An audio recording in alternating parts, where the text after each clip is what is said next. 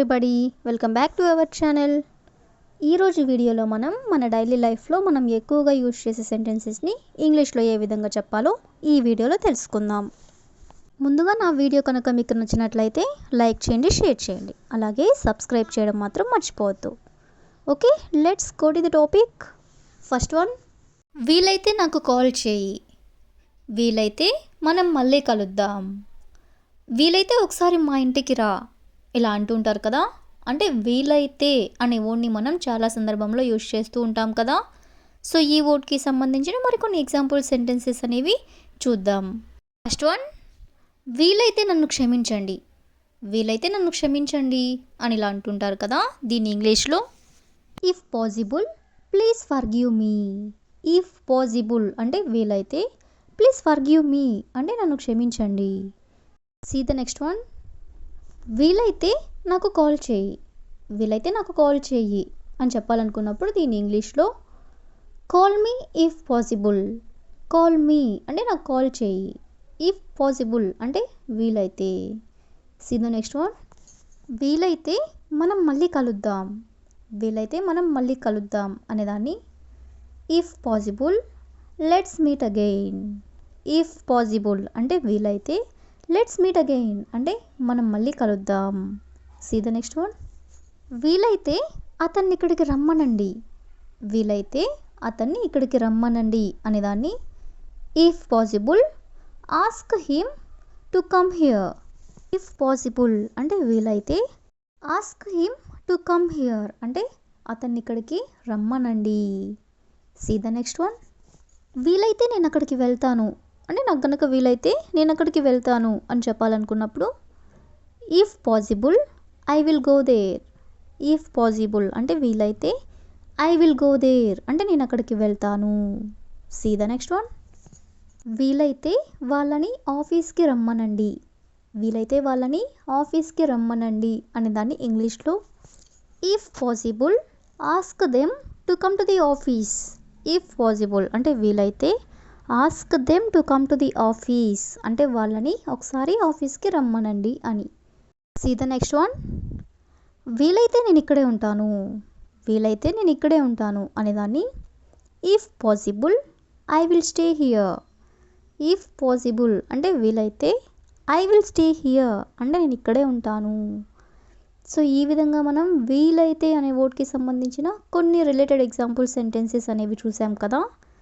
Next one చూడండి, ఇంటికి చేరాక నీకు కాల్ చేస్తాను అంటే ఇంటికి వెళ్ళిన తర్వాత నీకు కాల్ చేస్తాను అని చెప్పాలనుకున్నప్పుడు దీన్ని ఇంగ్లీష్లో I will call you after I get home. I will call you అంటే నేను నీకు కాల్ చేస్తాను ఎప్పుడు, ఇంటికి వెళ్ళిన తర్వాత అనేదాన్ని ఆఫ్టర్ ఐ గెట్ హోమ్ అంటే నేను ఇంటికి వెళ్ళిన తర్వాత. సీ ద నెక్స్ట్ వన్, ఇంటికి వెళ్ళిన తర్వాత ఆఫీస్ వర్క్ కంప్లీట్ చేస్తాను. ఇంటికి వెళ్ళిన తర్వాత ఆఫీస్ వర్క్ కంప్లీట్ చేస్తాను. దీని ఇంగ్లీష్లో I will complete the office work after I get home.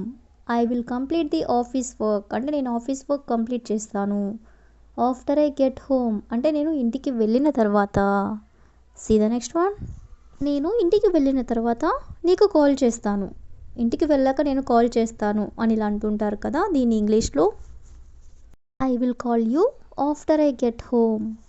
I will call you అంటే నేను నీకు కాల్ చేస్తాను ఆఫ్టర్ ఐ గెట్ హోమ్ అంటే నేను ఇంటికి వెళ్ళిన తర్వాత. సీ ద నెక్స్ట్ వన్, నేను ఇంటికి వెళ్ళిన తర్వాత కాసేపు పడుకుంటాను. నేను ఇంటికి వెళ్ళిన తర్వాత కాసేపు పడుకుంటాను అని చెప్పాలనుకున్నప్పుడు after I get home I will sleep for a while.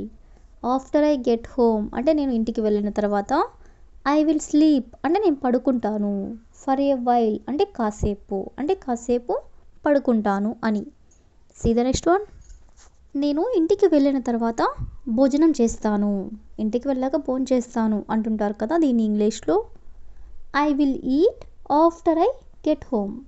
I will eat అంటే నేను తింటాను అంటే భోజనం చేస్తాను, ఆఫ్టర్ ఐ గెట్ హోమ్ అంటే ఇంటికి వెళ్ళిన తర్వాత.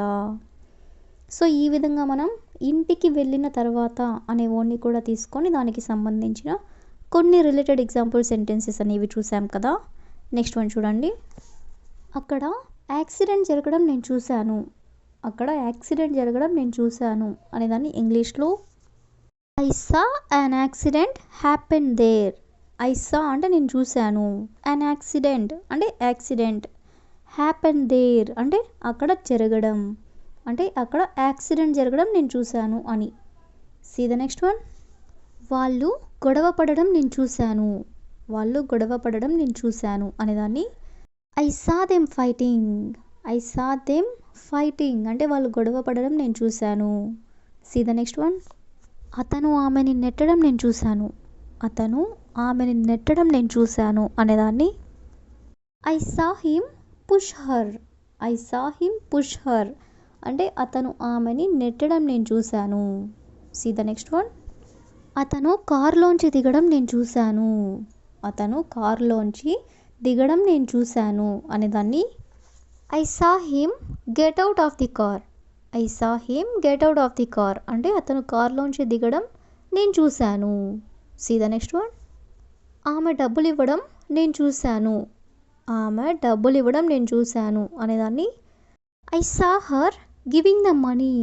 I saw her giving the money అంటే ఆమె డబ్బులు ఇవ్వడం నేను చూశాను. See the next one. నువ్వు ఈ ఇంట్లో నుండి వెళ్ళిపోవడం నేను చూశాను.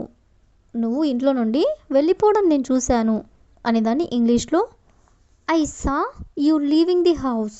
ఐ సా అంటే నేను చూశాను, యూ లీవింగ్ ది హౌస్ అంటే నువ్వు ఇంట్లో నుండి వెళ్ళిపోవడం. See the next one. అతను దొంగిలించడం నేను చూశాను అంటే అతను దొంగతనం చేయడం నేను చూశాను అని చెప్పాలనుకున్నప్పుడు ఐ సా హిమ్ స్టీలింగ్.